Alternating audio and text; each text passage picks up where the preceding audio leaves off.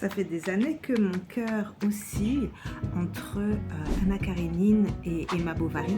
C'est assez friande d'histoires d'amour, mais bon, jamais le temps et puis l'écriture classique qui ne m'attire pas spécialement.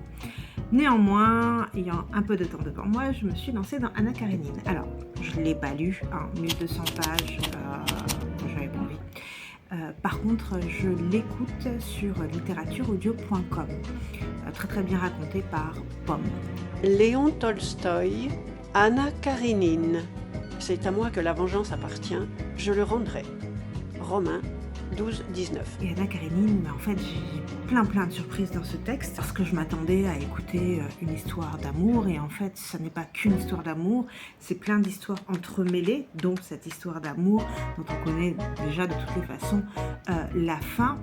Et je m'arrête sur la question du social. En fait, il y a énormément de références et de discussions, d'échanges sur le système de la société entre le peuple et la bourgeoisie, la noblesse.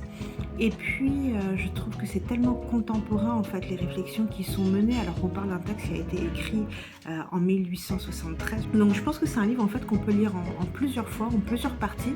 On peut sélectionner. Donc, pour tous ceux qui s'intéressent à ce débat-là, politique, philosophique, sur le bien public, le bien particulier, vous pouvez déjà lire, je vous dis, je l'ai écrit, dans la partie 3, les chapitres 1 et 2, et puis sur le labeur, le travail de l'ouvrier, du paysan, les chapitres 5 et 6 qui sont extrêmement intéressants.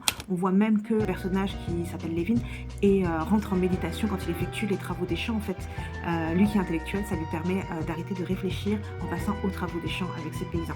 Voilà, donc bon, j'en suis là, mais je trouve que c'est vraiment intéressant, pertinent, et qu'en fait, il ne faut pas se dire qu'on lit Anna Karénine juste pour avoir cette magnifique ou pas histoire d'amour, mais qu'on peut y trouver plein de choses.